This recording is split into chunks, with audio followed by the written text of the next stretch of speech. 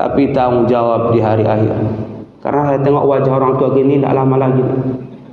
Ya, wajah-wajah dah dekat-dekat Israel nampak ni. Ya Pak. Ya Mak. Amak-amak orang tua gini pun nampak ni. Lah bakar rui kandingnya, tak lama lagi tu Mak. Ya Pak. Baik Bapak Ibu yang dimuliakan Allah Subhanahu wa taala. Berbicara masalah tanggung jawab di hari akhir Bapak Ibu. Dalam Al-Qur'an sering kita dengarkan dibacakan oleh imam masjid kita, buya kita, guru kita di surah Az-Zalzalah.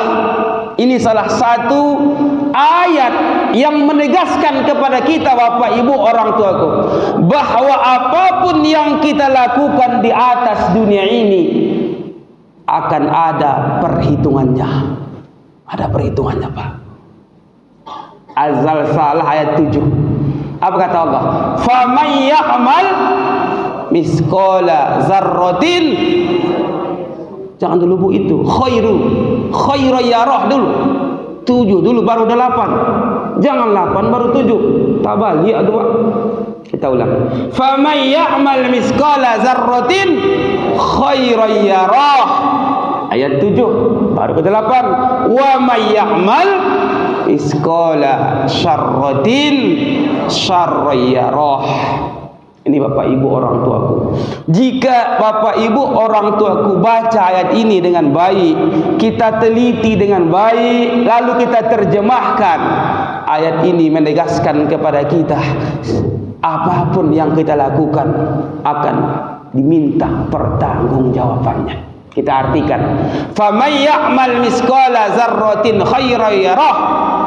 Barang siapa kata Allah di antara hamba-hambaku, di antara manusia yang mengerjakan zebi zarrah kebaikan, akan dibalas oleh Allah Subhanahu wa taala. Itu ayat 7 Pak. Ayat ke-8, wa may ya'mal misqala syarratin syarran yarah. Dan sebaliknya, dan barang siapa di antara kita manusia yang mengerjakan zebi zarrah dosa, zebi zarrah maksiat, sama Bu, sama Pak orang tuaku, akan dibalas oleh Allah Subhanahu wa taala. Ini. Jadi kalau kita baca ayat ini, rasanya kalau panjang umur kita takut juga kita Pak. Kenapa takut? Karena semakin banyak pertanggungjawaban yang diminta oleh Allah ya Pak. Ini Bu. Ini Pak. Zarrah ini Bapak Ibu orang tuaku, kalau dulu bahasa orang tua kita apa Pak? Sekecil bayam, biji bayam, biji sawi kan?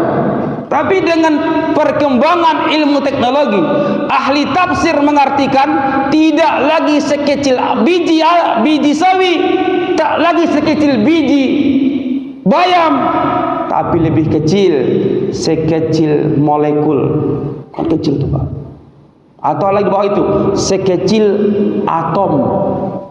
Ini ahli tafsir menjelaskan Pak, sekecil itu kita berbuat dosa di dunia ini, ibu-ibu, bapak-bapak, orang tuaku, tidak sia-sia, akan diperhitungkan oleh Allah Subhanahu wa taala.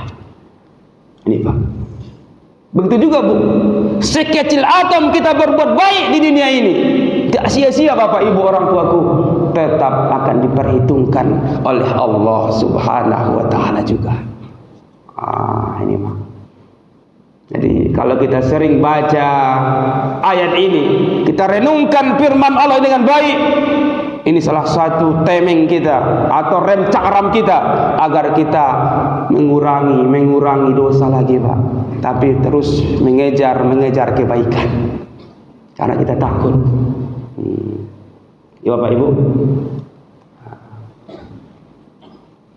Bu, ini kenapa diam? Takut atau apa?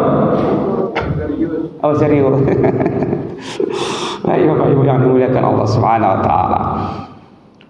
Jadi kita harus Sering merenung diri, Pak. Kita renungkan diri kita, Bapak Ibu orang tuaku. Kira-kira sampai subuh ini sudah berapa banyak maksiat dosa yang kita lakukan? Kita sadar merenung. Sudah berapa banyak kejahatan yang kita perbuat selama ini? Kita renungkan, Pak. Kalau ini kita renungkan, Bapak Ibu orang tuaku, kita akan diam 1000 bahasa. Kenapa kita diam, Pak? Karena kita sadar lebih banyak maksiat, lebih banyak dosa kita daripada amal ibadah yang kita lakukan.